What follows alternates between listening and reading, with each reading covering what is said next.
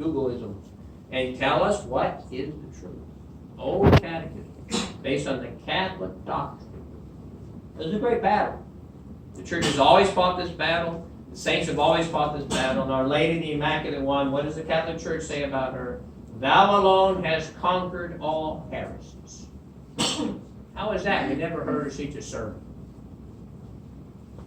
You never see Sermon of Mary on Mary Mount. No. Never a sermon. Because of her prayer. Because heresy is conquered by grace. And the heart bows down in front of the authority of the church which Christ founded and accepts her doctrine. If the heretic does not bow his head and say, I accept the doctrine of Christ from the church, he stands up and says, I have the better idea. Only Mary, only grace, only humility. Correct. Thou alone hast conquered all heresies. This is the first battle. And then that's why the 7 heads of this demon represent 7 heresies. They say, going from the time of paganism, and after that Mohammedanism, and then after that Arianism, after that Mohammedanism, after that Protestantism, and then rationalism, and naturalism, rationalism, modernism, and so on. 7 heresies. But then the 7 heads also come to the second battle, because when the devil loses that battle in heaven, he's cast to the earth. And in the earth, this dragon opens his mouth against the woman, and a giant river comes out of his mouth. And this river is designed to drown the woman. Now this giant river means worldliness, just the world, pleasures of this world, the example of this world, human opinions, human respect. St. John Bosco says so many young men, so many young people are brought to hell by the human respect. Human respect brings them down to hell. We imitate everybody around us and want to please them. But in this case, it's interesting. The earth opens her mouth and assists the woman, and so it's swallowed. What does that mean? Well, the earth does sometimes assist a woman. For example, when I said Mass here years ago, we said it in somebody's house. We could never get 30 people in there. Now we have a big room, thanks to the earth. Somebody around here has a big room, and so they allowed a big room, so the earth helps the woman. It's interesting, in Asia, you always see the Catholic Church seems to have the best property. I mean, it's got a big property, big church. I saw that in India, for example. India is just 1% Catholic. But the Catholic properties were always the best. They were the most beautiful and the best properties. The missionaries knew how to do that. And the earth helped them, so that helps. The church helps. Property helps. We need to have these physical helps. It assists us. If we don't have it, the church will continue.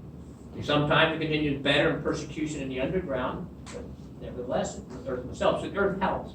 So the earth both helps and hurts. Overdoing it.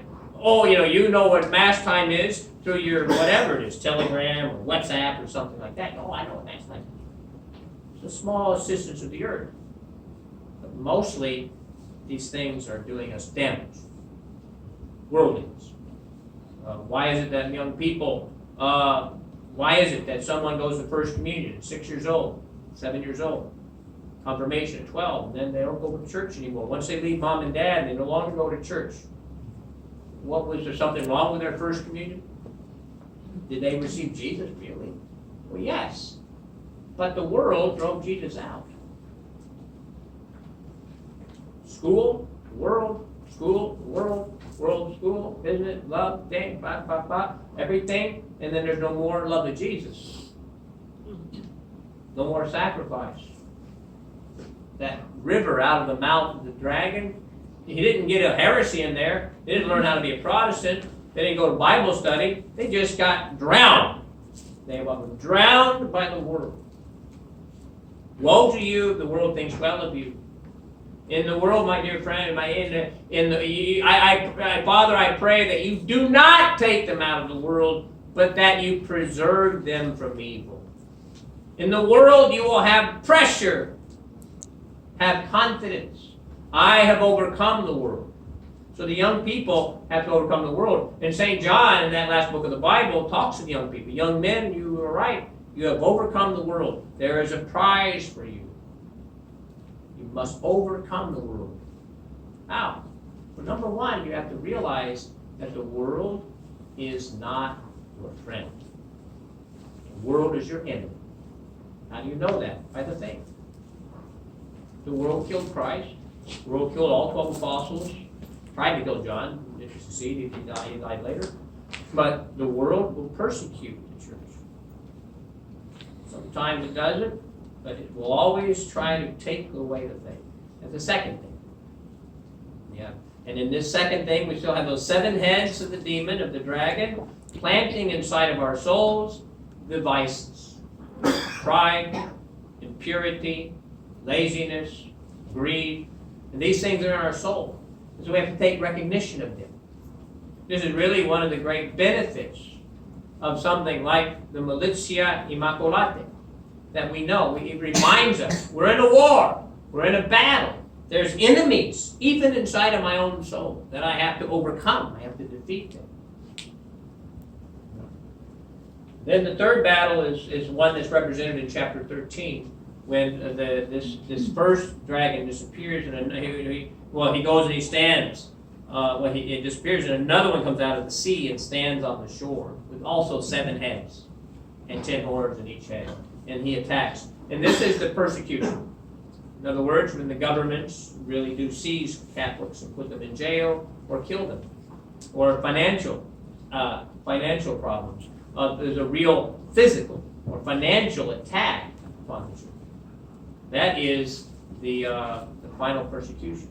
When the first two don't succeed, we did not succeed in taking away our faith, we did not succeed in making us just like the world, he attacks with the physical persecution. And that's why the fathers say those 1/3 of the stars fall from heaven at that persecution. Those who are most right. Anyone can fall in time of persecution, even those that seem to be standing. But those who are most right to fall under the attacks of the demon of the world during time of persecution are those who love the world, are those who are victims of their vices, are those who are not meditating, those who are not praying, those who are not staying faithful to Our Lady, those who are not counterattacking the world and trying to save souls. So let us then, on this first Sunday of Advent, try to imagine we are soldiers. And whether or not we join the militia